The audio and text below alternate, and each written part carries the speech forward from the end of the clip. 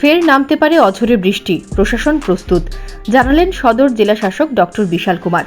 শনিবার ঋষিপাড়া প্রতাপগড় ইংরেজি মাধ্যম স্কুল ও হিন্দি হায়ার সেকেন্ডারি স্কুলে শরণার্থী শিবির পরিদর্শন করেন পশ্চিম ত্রিপুরা জেলার জেলা শাসক ডক্টর বিশাল কুমার ও পুর নিগমের মেয়র দীপক মজুমদার। পরিদর্শনকালে পশ্চিম ত্রিপুরা জেলা শাসক জানান, বন্যা পরিস্থিতি শহরাঞ্চলে অনেকটাই নিয়ন্ত্রণে, প্রায় অর্ধেক লোক শিবির ছেড়ে বাড়িঘরে চলে গেছেন।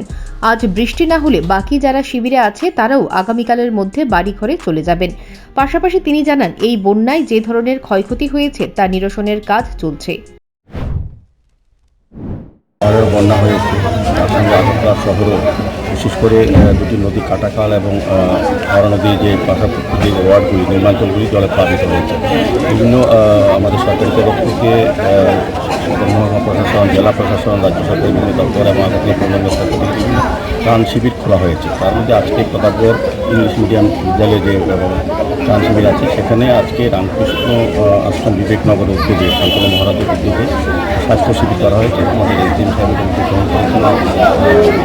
উদ্দেশ্য হচ্ছে, যেহেতু যারা শরণার্থী ক্যাম্পে আছেন, একসঙ্গে এতগুলি পরিবার একসঙ্গে আছেন, তো সেতে রোগের যাতে কোনো প্রাদুর্ভাব না হয়, ডায়রিয়ার আক্রান্ত না হয়, সেদিকে লক্ষ্য রেখে আমাদের সরকার, আমাদের জেলা প্রশাসন, মহকুমা প্রশাসন উদ্যোগ গ্রহণ করেছেন এবং বিভিন্ন স্বেচ্ছাসেবী সংগঠন, ক্লাব, প্রতিষ্ঠান, ব্যক্তিগতগুলো কিন্তু সহযোগিতা হাত বাড়িয়ে দিয়েছে।